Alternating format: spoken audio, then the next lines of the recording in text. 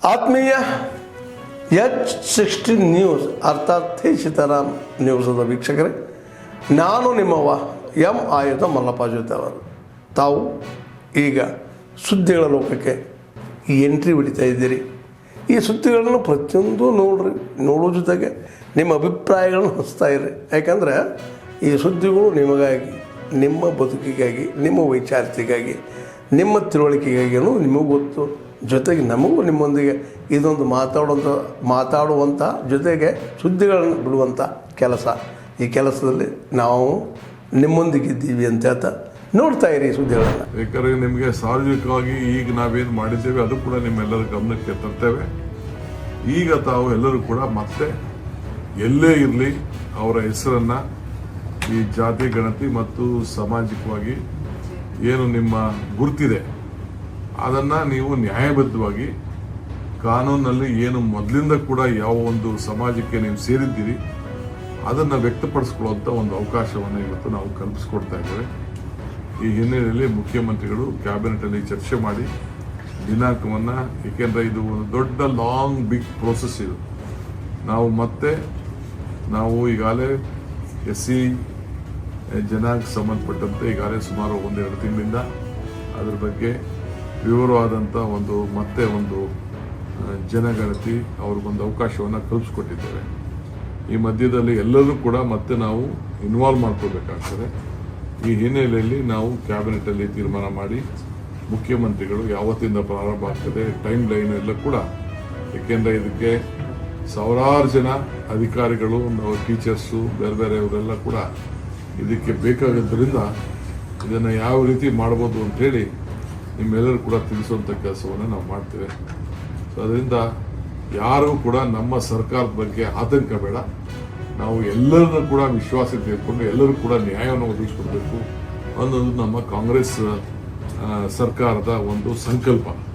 ಇದಕ್ಕೆ ತಮ್ಮೆಲ್ಲರೂ ಕೂಡ ಈ ಅವಕಾಶವನ್ನು ಮಾಡಿಕೊಡ್ತೇವೆ. ಸೊ ಎಲ್ಲರೂ ಕೂಡ ನಾನು ಈ ಅವಕಾಶವನ್ನು ಬಳಸ್ಕೊಳ್ಬೇಕು ಅಂತೇಳಿ ನಾನು ನಮ್ರತೆಯಿಂದ ಎಲ್ಲರೂ ಕೂಡ ನಾನು ಮನವಿಯನ್ನು ಮಾಡ್ತಾ ಇದ್ದೇನೆ.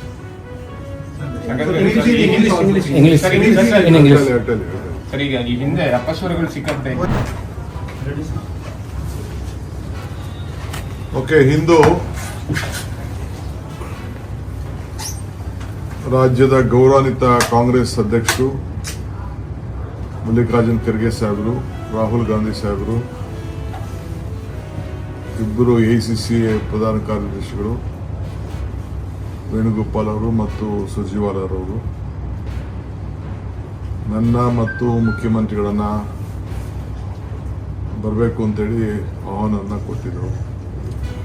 ಆ ಪ್ರಕಾರ ನಾವಿಬ್ಬರು ಬಂದು ಪಕ್ಷದ ಸಂಘಟನೆ ವಿಚಾರದಲ್ಲಿ ಕರ್ನಾಟಕ ರಾಜ್ಯದ ರಾಜಕಾರಣ ಮತ್ತು ಇತ್ತೀಚೆಗೆ ನಡೆದಂಥ ಆಕಸ್ಮಿಕವಾದಂಥ ಒಂದು ಘಟನೆ ಬಗ್ಗೆ ಚರ್ಚೆ ಆಯಿತು.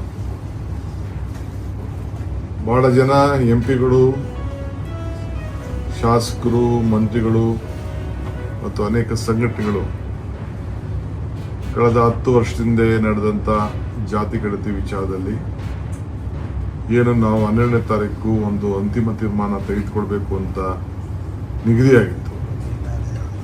ಅದರ ಬಗ್ಗೆ ಒಂದು ವ್ಯಾಪಕವಾದಂಥ ಚರ್ಚೆ ಬಂತು. ಈ ಮಧ್ಯೆ ಎಲ್ಲ ಮಂತ್ರಿಗಳು ಕೂಡ ತಮ್ಮ ಅಭಿಪ್ರಾಯವನ್ನು ಲಿಖಿತ ಮುಖಾಂತರ ಮುಖ್ಯಮಂತ್ರಿಗಳಿಗೆ ತಿಳಿಸಿದ್ರು.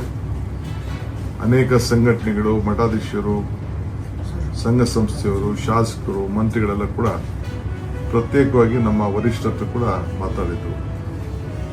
ಸೊ ಈ ಹಿನ್ನೆಲೆಯಲ್ಲಿ ಕಾಂಗ್ರೆಸ್ ಅಧ್ಯಕ್ಷರು ರಾಹುಲ್ ಗಾಂಧಿಯವರು ಮತ್ತು ನಮ್ಮ 2 ಪ್ರಧಾನ ಕಾರ್ಯದರ್ಶಿಗಳು ವ್ಯಾಪಕವಾಗಿ ಚರ್ಚೆ ಮಾಡಿ ಏನು 12ನೇ ತಾರೀಕು ನಡೆಯುವಂಥ ಸಂಪುಟದ ಸಭೆ ಮುಂಚಿತವಾಗಿ ಅನೇಕ ಮಂತ್ರಿಗಳನ್ನ ಕರೆದು ಮಾತಾಡಬೇಕು ಅಂತೇಳಿ ಒಂದು ದಿನಾಂಕ ಕೂಡ ನಿಗದಿ ಮಾಡಬೇಕು ಅಂತ ಅವಕಾಶವನ್ನು ಕಲ್ಪಿಸ್ಕೊಟ್ಟಿದ್ದೇವೆ.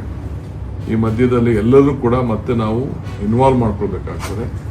ಈ ಹಿನ್ನೆಲೆಯಲ್ಲಿ ನಾವು ಕ್ಯಾಬಿನೆಟಲ್ಲಿ ತೀರ್ಮಾನ ಮಾಡಿ ಮುಖ್ಯಮಂತ್ರಿಗಳು ಯಾವತ್ತಿಂದ ಪ್ರಾರಂಭ ಆಗ್ತದೆ, ಟೈಮ್ ಲೈನ್ ಎಲ್ಲ ಕೂಡ, ಏಕೆಂದರೆ ಇದಕ್ಕೆ ಸಾವಿರಾರು ಜನ ಅಧಿಕಾರಿಗಳು, ಟೀಚರ್ಸು, ಬೇರೆ ಅವರೆಲ್ಲ ಕೂಡ ಇದಕ್ಕೆ ಬೇಕಾಗಿದ್ದರಿಂದ ಇದನ್ನು ಯಾವ ರೀತಿ ಮಾಡ್ಬೋದು ಅಂಥೇಳಿ ನಿಮ್ಮೆಲ್ಲರೂ ಕೂಡ ತಿಳಿಸುವಂಥ ಕೆಲಸವನ್ನು ನಾವು ಮಾಡ್ತೇವೆ.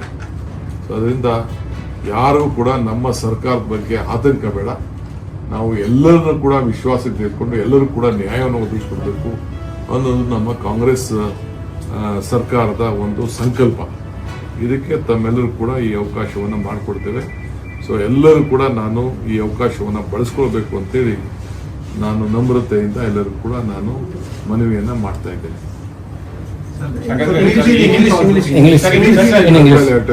ಸರ್, ಈಗ ಈ ಹಿಂದೆ ಅಪಸ್ವರಗಳು ಸಿಕ್ಕಂತೆ ಯಾಕಂದ್ರೆ ನಿಮಗೆ ಸಾರ್ವಜನಿಕವಾಗಿ ಈಗ ನಾವೇನು ಮಾಡಿದ್ದೇವೆ ಅದು ಕೂಡ ನಿಮ್ಮೆಲ್ಲರ ಗಮನಕ್ಕೆ ತರ್ತೇವೆ. ಈಗ ತಾವು ಎಲ್ಲರೂ ಕೂಡ ಮತ್ತೆ ಎಲ್ಲೇ ಇರಲಿ ಅವರ ಹೆಸರನ್ನ ಈ ಜಾತಿ ಗಣತಿ ಮತ್ತು ಸಾಮಾಜಿಕವಾಗಿ ಏನು ನಿಮ್ಮ ಗುರುತಿದೆ ಅದನ್ನ ನೀವು ನ್ಯಾಯಬದ್ಧವಾಗಿ ಕಾನೂನಲ್ಲಿ ಏನು ಮೊದಲಿಂದ ಕೂಡ ಯಾವ ಒಂದು ಸಮಾಜಕ್ಕೆ ನೀವು ಸೇರಿದ್ದೀರಿ ಅದನ್ನು ವ್ಯಕ್ತಪಡಿಸ್ಕೊಳ್ಳುವಂಥ ಒಂದು ಅವಕಾಶವನ್ನು ಇವತ್ತು ನಾವು ಕಲ್ಪಿಸ್ಕೊಡ್ತಾ ಇದ್ದೇವೆ.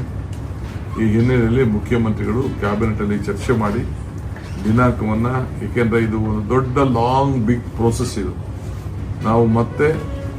ನಾವು ಈಗಾಗಲೇ SC ಜನಾಂಗ ಸಂಬಂಧಪಟ್ಟಂತೆ ಈಗಾಗಲೇ ಸುಮಾರು 1-2 ತಿಂಗಳಿಂದ ಅದರ ಬಗ್ಗೆ ವಿವರವಾದಂಥ ಒಂದು ಜನಗಣತಿ ಅವ್ರಿಗೊಂದು ಅವಕಾಶವನ್ನು ಕಲ್ಪಿಸ್ಕೊಟ್ಟಿದ್ದೇವೆ. ಈ ಮಧ್ಯದಲ್ಲಿ ಎಲ್ಲರೂ ಕೂಡ ಮತ್ತೆ ನಾವು ಇನ್ವಾಲ್ವ್ ಮಾಡ್ಕೊಳ್ಬೇಕಾಗ್ತದೆ. ಈ ಹಿನ್ನೆಲೆಯಲ್ಲಿ ನಾವು ಕ್ಯಾಬಿನೆಟಲ್ಲಿ ತೀರ್ಮಾನ ಮಾಡಿ ಮುಖ್ಯಮಂತ್ರಿಗಳು ಯಾವತ್ತಿಂದ ಪ್ರಾರಂಭ ಆಗ್ತದೆ ಟೈಮ್ ಲೈನ್ ಎಲ್ಲ ಕೂಡ, ಏಕೆಂದರೆ ಇದಕ್ಕೆ ಸಾವಿರಾರು ಜನ ಅಧಿಕಾರಿಗಳು, ನಾವು ಟೀಚರ್ಸು, ಬೇರೆಯವರೆಲ್ಲ ಕೂಡ ಇದಕ್ಕೆ ಬೇಕಾಗಿದ್ದರಿಂದ ಇದನ್ನು ಯಾವ ರೀತಿ ಮಾಡ್ಬೋದು ಅಂಥೇಳಿ ನಿಮ್ಮೆಲ್ಲರೂ ಕೂಡ ತಿಳಿಸುವಂಥ ಕೆಲಸವನ್ನು ನಾವು ಮಾಡ್ತೇವೆ. ಸೊ ಅದರಿಂದ ಯಾರೂ ಕೂಡ ನಮ್ಮ ಸರ್ಕಾರದ ಬಗ್ಗೆ ಆತಂಕ ಬೇಡ. ನಾವು ಎಲ್ಲರನ್ನೂ ಕೂಡ ವಿಶ್ವಾಸಕ್ಕೆ ತೆಗೆದುಕೊಂಡು ಎಲ್ಲರೂ ಕೂಡ ನ್ಯಾಯವನ್ನು ಒದಗಿಸ್ಕೊಡ್ಬೇಕು ಅನ್ನೋದು ನಮ್ಮ ಕಾಂಗ್ರೆಸ್ ಸರ್ಕಾರದ ಒಂದು ಸಂಕಲ್ಪ. ಇದಕ್ಕೆ ತಮ್ಮೆಲ್ಲರೂ ಕೂಡ ಈ ಅವಕಾಶವನ್ನು ಮಾಡಿಕೊಡ್ತೇವೆ. ಸೊ ಎಲ್ಲರೂ ಕೂಡ ನಾನು ಈ ಅವಕಾಶವನ್ನು ಬಳಸ್ಕೊಳ್ಬೇಕು ಅಂತೇಳಿ ನಾನು ನಮ್ರತೆಯಿಂದ ಎಲ್ಲರೂ ಕೂಡ ನಾನು ಮನವಿಯನ್ನು ಮಾಡ್ತಾ ಇದ್ದೇನೆ.